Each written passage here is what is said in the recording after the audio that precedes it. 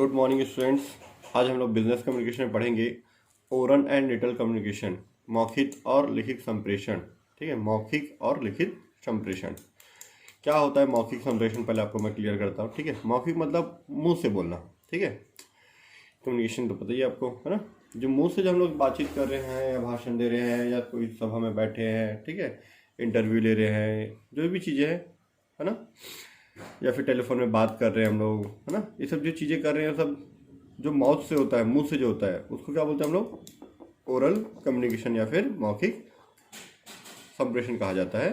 ठीक है, एक बार मैं इसको रीड कर बताता हूँ। इस संप्रेषण प्रक्रिया में संप्रेषक और प्राप्तकर्ता दोनों आमने सामने होते हैं, विचारों को मौखिक रूप से आदान प्रदान करते हैं। ठीक है, अब जैसे फ़ोन में बात करें तो लोग आमने सामने नहीं होंगे, हो सकता है अलग अलग शहर में हो, अलग अलग सिटी में हो, है ना, अलग अलग देश में हो।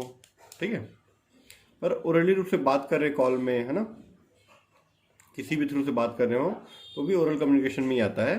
ठीक है, संवाद है, बैठकें हैं, सम्मेलन है, सभाएं हैं, मतलब जो भी मीटिंग्स वगैरह हो रहा है, इंटरव्यू हो रहा है, लेक्चर चल रहा है, कोई भी घोषणाएं हो रही है। ठीक है, रेडियो हो गया, फ़ोन, टेलीफोन, बातचीत जो भी है, हम लोग कोई कहानी कथन, मतलब कोई कहानी को बता रहे हैं, ये सब चीज़ें जो है ना, आसपास में वाद विवाद वगैरह हो रहा है, जो भी चीज़ें हैं सब किस में आता है? ओरल कम्युनिकेशन के अंदर आता है। ठीक है, मनुष्य ही एकमात्र ऐसा प्राणी है जो अपने मुख व्यय से विभिन्न ध्वनियाँ, मतलब एक इंसान ही एक ऐसा इंसान, मतलब इंसान ही एक ऐसा व्यक्ति है, मतलब प्राणी है जो कि मुंह से बोलता है, अलग अलग ध्वनि बताता है, चीज़ें जो है अलग अलग चीज़ों को समझ भी सकता है, बोल भी सकता है। ठीक है, मौखिक संप्रेषण जो है हमारा ओरल कम्युनिकेशन, उसका बहुत सारे रूप हैं। ठीक है, इसमें पहला है हमारा मौखिक संप्रेषण को प्रभावी बनाने के लिए हमको निम्न चीज़ें होनी चाहिए, मतलब ठीक है, मौखिक संप्रेषण को इफेक्टिव रूप से बनाने के लिए हमको कुछ चीज़ें होनी चाहिए। सबसे पहले प्रॉपर एंड क्लियर प्रोनाउंसिएशन होना चाहिए, उचित व स्पष्ट उच्चारण। जो व्यक्ति आपको बता रहा है, जो आपसे बात कर रहा है, जो भी है, उसका जो वर्ड है वो स्पष्ट होना चाहिए, उचित होना चाहिए, प्रॉपर एंड क्लियर होना चाहिए। ठीक है, दूसरा वर्ड पावर। ठीक है, अब आप सामने वाले व्यक्ति को हो सकता है उसको इंग्लिश आती हो और आप उसको हिंदी में बात कर रहे हैं, तो उसका हिंदी का वर्ड पावर कम है, तो थोड़ा सा समझने में उसको प्रॉब्लम हो जाएगा। ठीक है, कंसाइसनेस मतलब संक्षिप्तता। अब उसको किसी भी चीज़ को लंबा चौड़ा बढ़ा के ना बोलनी, जो भी है शॉर्ट एंड स्वीट्स में उसको संक्षिप्त में बोले। ठीक है, उचित लहजा, प्रॉपर वे में बात करना चाहिए, है ना, जो जिस वे में समझ सकता है सामने वाला व्यक्ति, उस व्यक्ति में उस तरीके से हमको समझाना चाहिए, बात करना चाहिए। ठीक है, फिर है प्रॉपर फ्लक्चुएशन ऑफ साउंड, ध्वनि का समुचित उतार चढ़ाव। ठीक है, जहाँ जैसी ज़रूरत हो उसके हिसाब से आपको बात करना चाहिए। अब जैसे मीटिंग में बैठे हो तो थोड़ा सा लाउडली बोलना पड़ता है, या फिर वहाँ पे स्पीकर होगा उसके हिसाब से।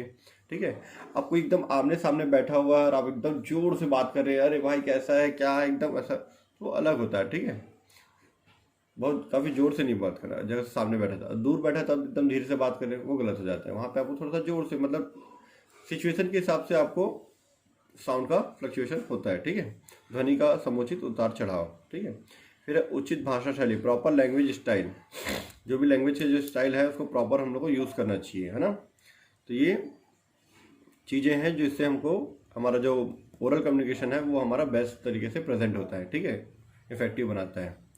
फिर दिया है एक सफल और प्रभावी मौखिक संप्रेषण में 7C का भी स्मरण किया जाता है। मतलब ये 7C अगर एक ओरल कम्युनिकेशन में होता है, मौखिक कम्युनिकेशन में, तो इससे क्या मतलब जो हमारा कम्युनिकेशन है वो बेस्ट तरीके से हो जाता है, मतलब इफेक्टिव तरीके से हमारा सामने वाले को स्पष्ट तरीके से समझ में आता है। ठीक है, पहला है कैंडिड, सरल होना चाहिए, आपकी जो बातें हैं वो सरल होनी चाहिए, स्पष्ट होनी चाहिए, क्लियर होना चाहिए, और कंप्लीट होना चाहिए, आधी अधूरी बात नहीं करना चाहिए। ठीक है, नहीं तो सामने वाला कंफ्यूज होगा, आप जो समझा रहे हो वो उस चीज़ को ना समझ के दूसरा चीज़ भी समझ सकता है, इसलिए आप उसको स्पष्ट क्लियर बात करो और बातें पूरा कंप्लीट बात करो। ठीक है, आधी अधूरी बात नहीं करना चाहिए।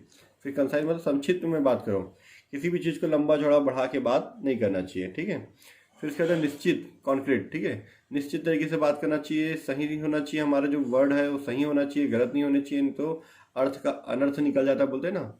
ठीक है, आप जो समझाना चाहते हो वो कुछ और समझ लेगा, और विशिष्टता पूर्ण होना चाहिए। ठीक है, कॉर्टेस होना चाहिए। तो ये 7C हैं, candid, clear, complete, concise, concrete, correct और कॉर्टियस। ठीक है, ये जो चीज़ें हैं 7C, इसको आप याद करना, ये इंपॉर्टेंट भी है। ठीक है, सी के हिसाब से 7C होना चाहिए। ठीक है, अब हमारे जो ओरल कम्युनिकेशन है उसके दो पार्ट होते हैं, मैं आपको बताता हूँ। एक होता है म्यूचुअल डिस्कशन, जिसमें हम लोग को आसपास बैठना पड़ता है। दूसरा होता है मैकेनिकल डिवाइस, ठीक है, जो हम लोग उसको सेकंड पेज में चलते हैं। एक होता है म्यूचुअल डिस्कशन, दूसरा होता है मैकेनिकल डिवाइस, ठीक है। पारस्परिक वार्तालाप और यंत्र चालित उपकरण दिया हुआ यहाँ पे 2 पॉइंट दिया हुआ है, ठीक है। तो मैं इसको थोड़ा सा फ्रंट में कर देता हूँ, ठीक है। तो हमारा मेथड ऑफ ओरल कम्युनिकेशन जो दिया हुआ है, मौखिक संप्रेषण के ढंग जो दिए हुए हैं, उसमें पहला है पारस्परिक वार्तालाप, दूसरा है यंत्र चलित उपकरण, ठीक है। इसमें म्यूचुअल डिस्कशन और मैकेनिकल डिवाइस, ठीक है। म्यूचुअल डिस्कशन में क्या क्या चीज़ें हैं, जो भी हम आपस में सामने बात करते हैं, ठीक है, वो किस में आता है, म्यूचुअल डिस्कशन में आता है। जैसे एक टीचर क्लासरूम में पढ़ा रहा है, एक दोस्त सामने में बात कर रहा है, हम लोग बात शेयर कर रहे हैं, ठीक है। तो जो चीज़ें हैं वो किस में आता है, म्यूचुअल डिस्कशन में आता है, ठीक है। इसमें आता है, बता रहा आपको मैं क्या क्या चीज़ें इसमें शामिल हैं। इसमें जो है हमारा सबसे पहले व्यक्तिगत वार्तालाप, पर्सनल कन्वर्सेशन होना चाहिए, ठीक है। दूसरा सामूहिक चर्चा, ग्रुप डिस्कशन होना चाहिए। सॉरी, क्या क्या चीज़ें इसमें आता है, तो ये हो गया व्यक्तिगत वार्तालाप, पर्सनल कन्वर्सेशन, सामूहिक चर्चा, ग्रुप डिस्कशन, विभागीय सभा, डिपार्टमेंटल मीटिंग जो होती है डिपार्टमेंट के हिसाब से, है ना, अंतर विभागीय सभा, इंटर डिपार्टमेंट मीटिंग, इंटरव्यू जो होता है, ट्रेनिंग होता है, प्रशिक्षण, है ना, स्पीचेज जो भाषण दे रहा है, सामने वाला व्यक्ति भाषण दे रहा है ना, और श्रोता जो सुनते हैं, वो सब किस में आता है, म्यूचुअल डिस्कशन में आता है, ठीक है। इसी तरह से मैकेनिकल डिवाइस, मैकेनिकल डिवाइस में क्या होता है, जो हम लोग डिवाइस का उपयोग करके, यूज़ करके हम लोग कम्युनिकेशन कंप्लीट करते हैं, उसको बोलते हैं हम लोग मैकेनिकल डिवाइस। इसमें क्या क्या चीज़ें आता है, जैसे रेडियो हो गया, रेडियो के थ्रू आप एक कम्युनिकेशन दूसरे तक पहुंचता है। टेलीविज़न के थ्रू होता है ना, आजकल टेलीफोन आ गया है ना, टेलीफोन हो गया, इंटरनेट टेलीफोन, है ना, और मोबाइल। फिर वीडियो कॉन्फ्रेंसिंग के थ्रू मोबाइल हो गया, वीडियो कॉन्फ्रेंसिंग हो गया, ठीक है।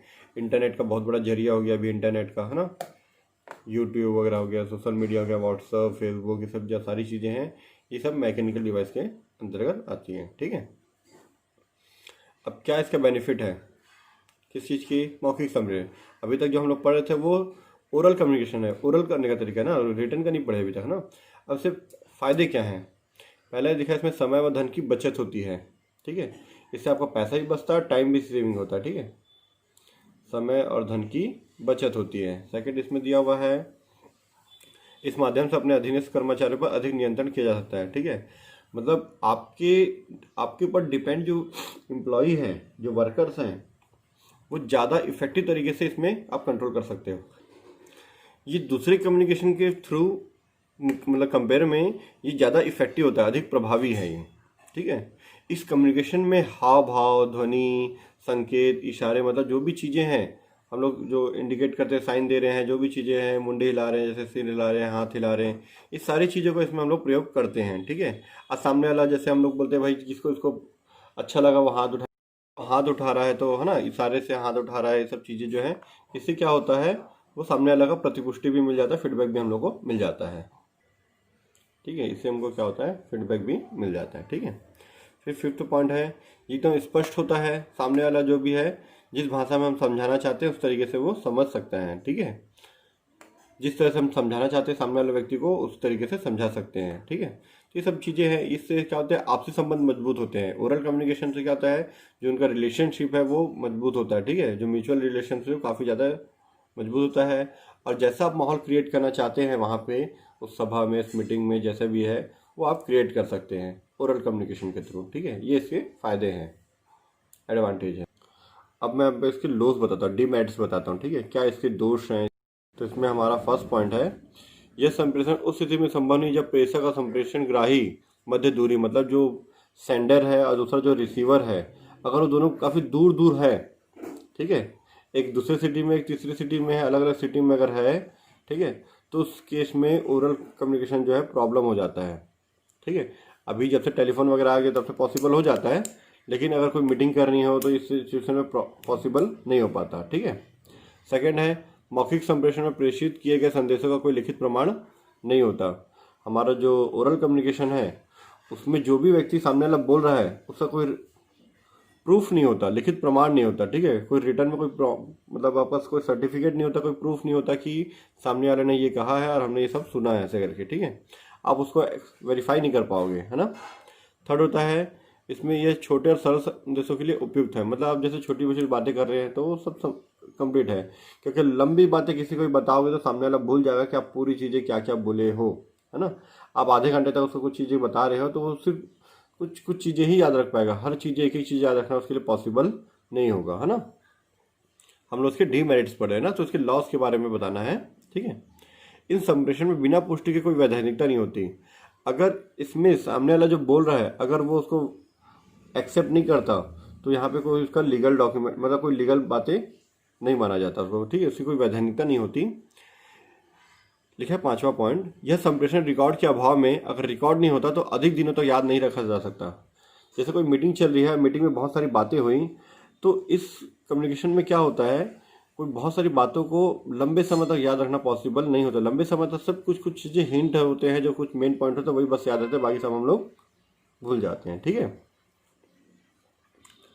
और लिखित होने से क्या होता है, अगर इसी में लिखित होता और रिटर्न कम्युनिकेशन होता तो क्या होता, वो लंबे समय तक सबको याद रहता है। नहीं याद है तो उसको एक बार रिटर्न वाला को रीड कर लिए तो सारा चीज़ हम लोग को याद हो जाता है, ठीक है। ये जो कम्युनिकेशन है ज़्यादा लंबे समय के लिए प्रभावी नहीं होता, इफेक्टिव नहीं होता, ये कम समय के लिए इफेक्टिव होता है।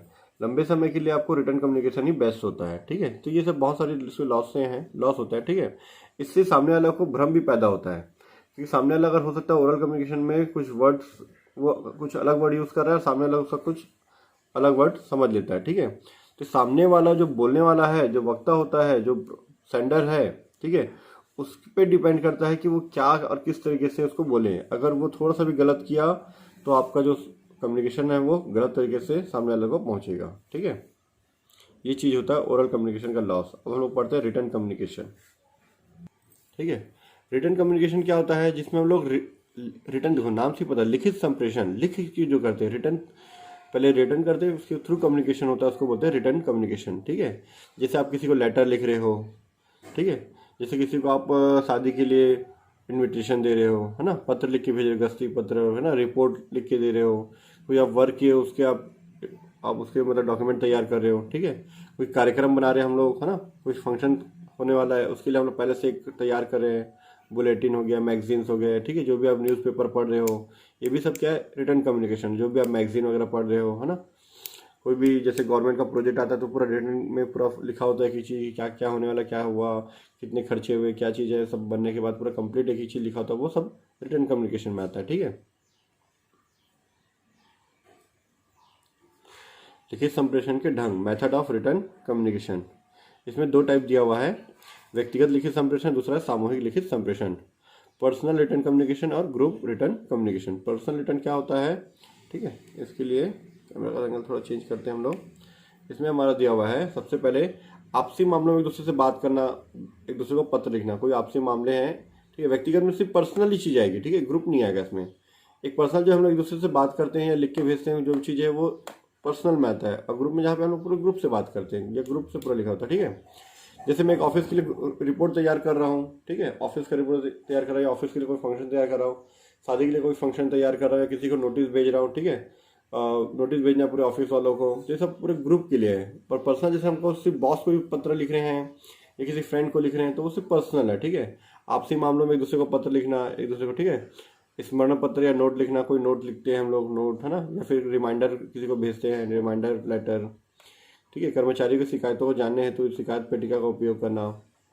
अब जैसे मानिए चलो बॉस है, बॉस हर किसी वर्कर का शिकायत सुनते या फिर जो भी है पॉसिबल नहीं हो पाता कि वो एक एक लोग से मिलते रहे, तो क्या होता है, एक शिकायत पेटी होती है, कंप्लेंट बॉक्स होता है। कंप्लेंट बॉक्स में जो भी कर्मचारी है, जो भी एम्प्लॉय है, वो क्या करता है, कंप्लेंट बॉक्स में अपना कंप्लेंट डाल देता है, बॉस उसको देख लेता है। लेकिन वो किसके लिए देता है, बॉस के लिए भेजता है, वो पूरे ग्रुप के लिए या पूरे सारे पूरे बिजनेस के लिए नहीं भेजता वो, ठीक है। जो उसका हैंडल करने वाला होता है उसको देखता है वो, या मैनेजर हो या बॉस हो, ठीक है। तो ये सब चीज़ें हैं जो पर्सनल में आता है, ठीक है।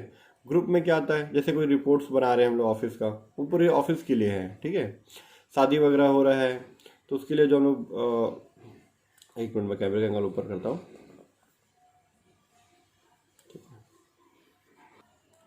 तो हो गया हमारा ग्रुप रिटर्न कम्युनिकेशन। कर्मचारी निर्देशिका नियमावली, गृह पत्रिका, बुलेटिन, मतलब बुलेटिन हो गया, मैगजीन हो गया, रिपोर्ट्स हो गए, ठीक है। न्यूज़पेपर भी पूरे ग्रुप के लिए छपता है, पूरे कॉलोनी के लिए, पूरे शहर के लिए, पूरे देश के लिए छपता है, किसी पर्सन के लिए नहीं छपता, ठीक है, उसी प्रिंट, ठीक है। इसके एडवांटेज क्या है, इसको आप बार बार पढ़ सकते हो, रिपीट भी देख सकते हो, पढ़ सकते हो, है ना। इसके पास यहाँ पर लिखित प्रमाण होता है इसका, है ना, रिटर्न में प्रूफ होता है, आपके पास प्रूफ रहता है कि भाई हाँ ये चीज़ है ऐसा करके, ठीक है। तो ऐसी बहुत सारी चीज़ें इसमें क्लियरली जो बातें लिखी गई आप उसको उस तरीके से समझ सकते हो। ठीक है, ये लीगली डॉक्यूमेंट जो है कानून के द्वारा स्पष्ट है, प्रपत्र है, भाई कानून भी इस बात को मानता है कि हाँ लिखा हुआ है मतलब ये चीज़ सही है करके। ठीक है, ये सारी चीज़ें हैं। ठीक है, इससे क्या होता है, सामने वालों को आप जैसे कोई काम बताए हो, अगर वो कंप्लीट नहीं करता तो आप उसको बता भी सकते हो कि भाई देखो मैंने आपको ये लिख के दिया था, आपने ये किया कि नहीं किया। इससे दो पक्षों के बीच में कोई किसी प्रकार का मतभेद या क्या बोलना चाहिए आपसी विवाद उत्पन्न नहीं होता। जैसे कोई बिजनेस कर रहे हैं पार्टनरशिप में, तो पार्टनरशिप में भी आप ओरल जो भी उनके बीच में अंडरस्टैंडिंग भी हो सकती है, जो भी है उनके बीच में जो भी कंडीशन बना वो भी हो सकता है, रिटर्न भी हो सकता है। पर रिटर्न होने से कोई भी एक दूसरे को ब्लेम नहीं कर सकता। ठीक है, कोई किसी चीज़ का वाद विवाद मतलब जो भी है चीज़ें बोल नहीं सकता। ठीक है, जो भी लिखा हुआ है उसी के हिसाब से उसको अकॉर्डिंग चलना पड़ता है। ये सब होते हैं रिटर्न कम्युनिकेशन के फायदे होते हैं। ठीक है, अब इसके लॉस क्या है रिटर्न कम्युनिकेशन का। सबसे पहली बात लॉस ये है कि ये सबसे महंगा तरीका है। ये थोड़ा सा ऊपर कर लेता हूँ इसको मैं। ये बिजनेस का सबसे लॉस मतलब बिजनेस के हिसाब से अगर देखा जाए तो सबसे महंगा खर्चा है। इसको पूरा टाइप करना पड़ता है, टाइप है ना, टाइप करवाना पड़ता है हमको, रिकॉर्ड रखना पड़ता है। ठीक है, जैसे यहाँ लिखा है सबसे महंगी प्रणाली है क्योंकि संप्रेषण को रिकॉर्ड के रूप में रखने के लिए file cabinet, typewriter, record keeper, डाक वेब, इसको भेजने के लिए डाक खर्चा लगता है। ठीक है, ये सारी चीज़ें लगता है। फिर जो आने जाने का जो साधन है जिसमें आप भेज रहे कम्युनिकेशन उसको, उसमें भी महंगा पड़ता है। ठीक है, प्लस लेट होता है इसमें। आप आज लिख रहे हो उसको भेजने में, आप दूसरे सिटी में भेज रहे हो तो उसको भेजने में काफ़ी टाइम लग गया। ठीक है, 2-3 दिन बाद पहुंच रहा है। ठीक है, या समय पे नहीं पहुंचा, या सही व्यक्ति को नहीं पहुंचा। ये सब चीज़ें जो है बहुत महसूस होता है। ठीक है, अगर कुछ भी चीज़ें आप जिस सामने वाले पर्सन को भेज रहे हो किसी और को मिल गया तो हो सकता है आपका जो चीज़ें आप जो करना चाहते हो वो अर्थ का अनर्थ हो जाए, है ना। ये सब चीज़ें जो है हमारा इसका जो है रिटर्न कम्युनिकेशन का लॉस होता है। ओरल कम्युनिकेशन का लिमिटेशन या फिर डिसएडवांटेज या डिमेरिट बोल सकते हैं, सीमाएं या दोष। ठीक है, अब मैं नेक्स्ट वीडियो में आपको मैं इसका डिफरेंस बताता दोनों के बीच में। ठीक है, और इस चैप्टर हम लोग कंप्लीट कर देंगे नेक्स्ट वीडियो में। ठीक है, आज के लिए केवल इतना ही।